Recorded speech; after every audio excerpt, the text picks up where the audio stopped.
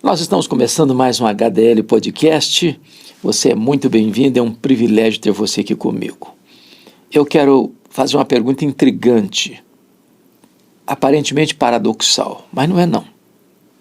O que fazer quando não se sabe o que fazer? É isso mesmo, eu vou tratar desse assunto. Vai embora não, depois da vinheta estaremos de volta. O que fazer quando não se sabe o que fazer?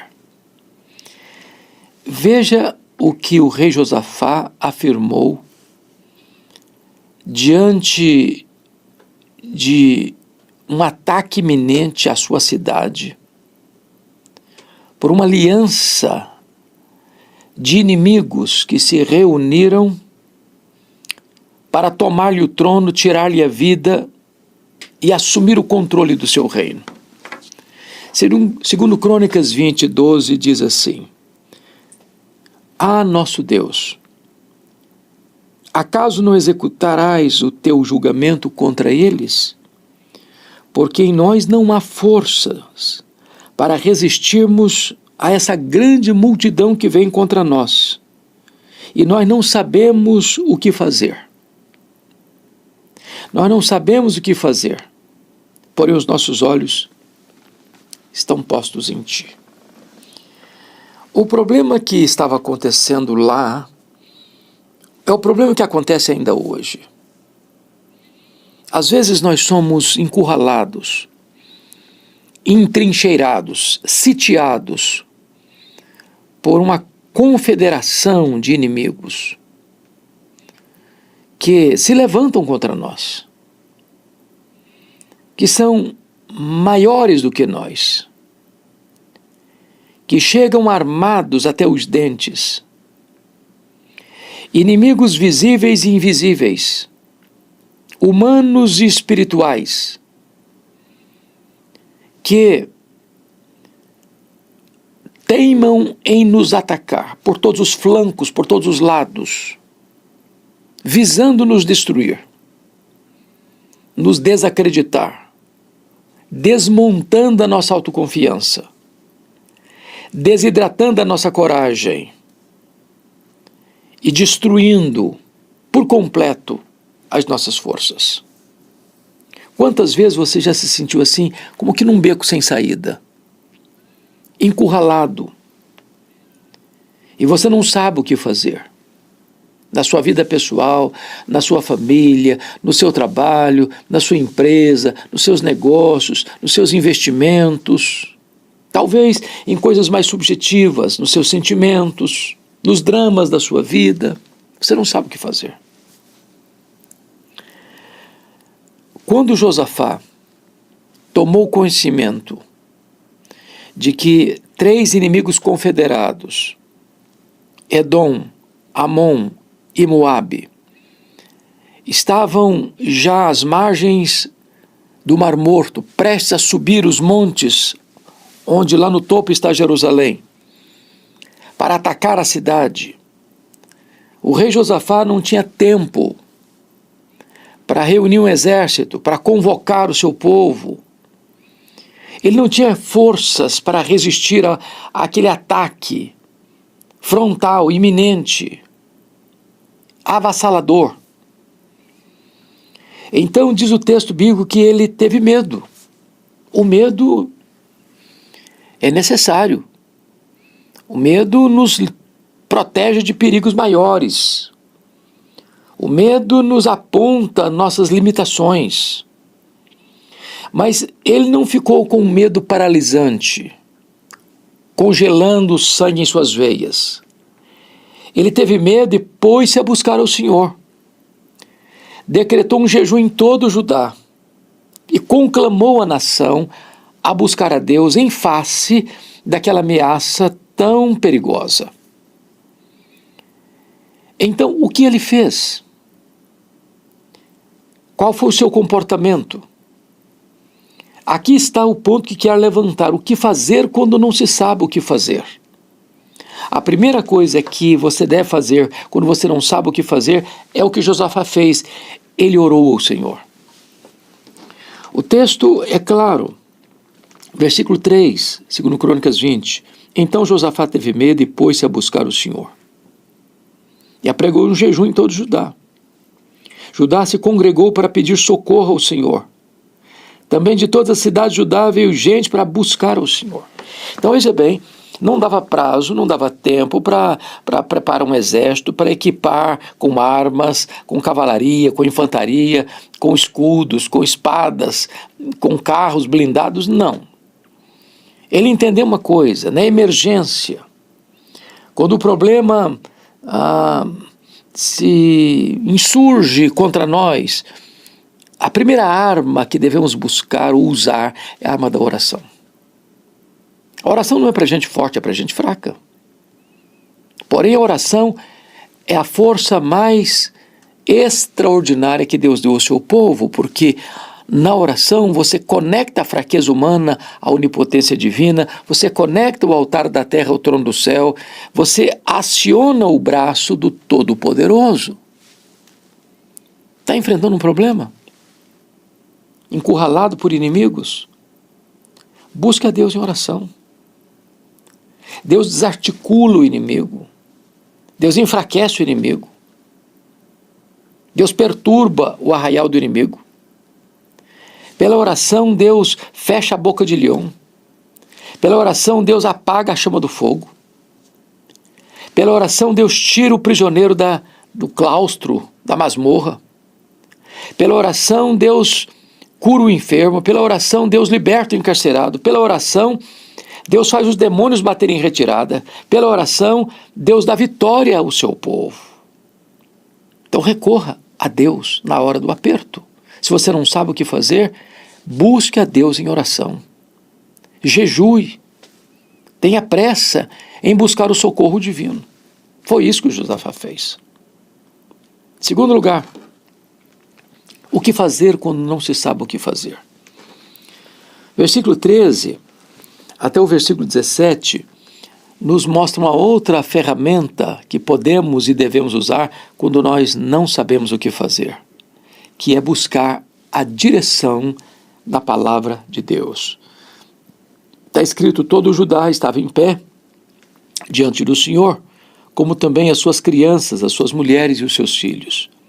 Então veio o Espírito do Senhor no meio da congregação sobre Jaziel, filho de Zacarias, filho de Banaia, filho de Jeiel, filho de Matatias, levita dos filhos de Asaf, e disse: dai ouvidos todo Judá, e vós moradores de Jerusalém, e tu, ó rei Josafá, ao que diz o Senhor. Então agora não é oração, agora é pregação. Pela oração você fala com Deus. Pela pregação da palavra, Deus fala com você. E a ordem é essa: preste atenção, deem ouvidos. E o que é que eles deveriam ouvir? Não temais, nem vos assusteis por causa desta grande multidão, pois a peleja não é vossa, mas de Deus. E mais, neste encontro não tereis de pelejar. Tomai posição, ficai parados, e vede o salvamento que o Senhor vos dará. Ó Judá e Jerusalém, não temais, nem vos assusteis. Amanhã saí-lhes ao encontro, porque o Senhor é convosco. Então preste atenção. Você busca a Deus em oração, você jejua. Agora você escuta a palavra de Deus. E nesta palavra de Deus que veio ao povo, ao rei, às crianças, às mulheres, aos homens, aos soldados, aos generais, ao rei Josafá, é que eles não deveriam temer. A circunstância não mudou, é uma grande multidão, mas eles não deveriam temer, porque você não vive por aquilo que você vê, você vive pela fé. Você vive de promessas. E Deus está prometendo: eu serei convosco. Não tereis de pelejar. Em outras palavras, eu vou pelejar por vós. Deus está trazendo uma palavra de encorajamento que aquela batalha, embora desproporcional, seria vencida não pelo braço da carne, mas pela ação divina. Há momentos na nossa vida que nós não temos forças também. Aliás, nós não temos estratégia, não sabemos o que fazer. Mas nós podemos, como Josafá, dizer, mas os nossos olhos estão postos em ti. E quando nós colocamos os nossos olhos em Deus, buscando em oração, também Deus fala conosco através da sua palavra, trazendo-nos promessas de vitória. É isso que o povo precisava fazer, confiar em Deus. O povo não deveria se encolher, deviam sair à batalha. Sair à batalha. O texto é claro. Não temais, nem vos assusteis, amanhã saí-lhes ao encontro, porque o Senhor é convosco. Nós somos frágeis, mas se Deus está conosco, somos maioria absoluta. Se Deus é por nós, quem será contra nós? Ainda que um exército se levante contra mim, e ainda que estoure a guerra contra mim, eu não temerei, diz Davi no Salmo 27, versículo 3. Deus está conosco. E se Ele está conosco, os impossíveis tornam-se possíveis. Os improváveis tornam-se fatos. O que é absolutamente inexequível torna-se concreto. Porque para Deus não há causa perdida, não há problema insolúvel, não há vitória impossível, não há doença incurável, não há vida irrecuperável. Quando Deus aciona o seu braço em favor do seu povo, o inimigo tem que bater em retirada. A vitória do seu povo é absolutamente garantida. Então, quando você não sabe o que fazer, busque a Deus em oração e escute as promessas da palavra de Deus. Mas Josafá nos ensina um terceiro princípio: o que fazer quando não se sabe o que fazer. E o versículo 18 nos diz assim: então Josafá se prostrou com o rosto em terra, e todo o Judá e os moradores de Jerusalém também se prostraram perante o Senhor e o adoraram. Você quer discernimento, diretriz, força e vitória quando você não sabe o que fazer? Adore a Deus. Agora note, toda vez que alguém está adorando, está prostrado, porque não é possível você estar na presença daquele que é o majestoso Deus, o soberano Deus, sem você se curvar diante dele. Eles se prostraram, eles o adoraram. Você adora a Deus por quem Deus é. Você dá graças por aquilo que Ele faz. Mas você o adora por quem Ele é. E quem é Deus? Deus é autoexistente. Deus é infinito. Deus é imenso. Deus é eterno. Deus é imutável. Deus é onipotente. Deus é onipresente. Deus é onisciente. Deus é transcendente. Deus é soberano. Deus é bom. Deus é justo, Deus é fiel, Deus é verdadeiro, Deus é amor, Deus é luz, Deus é espírito, Deus é misericordioso, Deus é compassivo, Deus é tardio em irar-se, Deus é grande em benignidade, Deus é o sumo bem. Adore-o por quem Ele é. É preciso conhecê-lo para poder amá-lo. Ninguém ama quem não conhece. Então conheça Deus, tenha experiências com Deus, prostre-se diante de Deus. Quando você não souber o que fazer, curve-se diante dele e adore-o por quem Ele é. Dê graças a Ele por aquilo que Ele faz. Mas em quarto lugar, o rei Josafá, percebendo que havia uma multidão vindo contra ele, não sabendo ele o que fazer, não tendo forças nele e no seu exército para enfrentar essa conflagração declarada contra ele, essa guerra estabelecida contra ele, essa aliança dos inimigos para atacá-lo, ele também começa a louvar a Deus. O verso 19 diz assim: dispuseram-se os levitas eram religiosos, não soldados. dos filhos dos coatitas e dos coreitas, para louvarem o Senhor Deus de Israel, em voz alta, sobremaneira. O verso 20 diz: pela manhã cedo se levantaram e saíram ao deserto de Tecoa. Ao saírem eles, pôs Josafá em pé e disse: ouvi-me, ó Jerusalém, e vós moradores de Jerusalém, ó Judá, e vós moradores de Jerusalém, crede no Senhor, vosso Deus, estareis seguros, crede nos seus profetas e prosperareis. Que bom quando uma nação tem um líder que teme a Deus. Que bom é quando tem um governante que leva o seu povo a confiar em Deus. Então ele desafia o povo na hora de marchar para o campo da batalha, a não duvidar, a não titubear, a confiar em Deus, a saber que Deus cumpre a sua palavra e as suas promessas. Se Deus havia dito que esta peleja não era deles, se Deus havia dito que ele estaria com eles, se Deus prometeu vitória sobre os inimigos, então esse povo devia ter confiança, acreditar na palavra de Deus, nos profetas de Deus. E o verso 21 e 22 nos ensina então o caminho da vitória. Aconselhou-se com o povo e ordenou cantores ao Senhor, que vestidos de ornamentos sagrados e marchando à frente do exército, louvassem a Deus dizendo: rendei graças ao Senhor, porque a sua misericórdia dura para sempre. Olha que coisa interessante. Eles estão indo para uma guerra. Lá embaixo, em En-Gedi, às margens do Mar Morto, tem uma grande multidão. 3 nações se reuniram para atacar o território de Judá.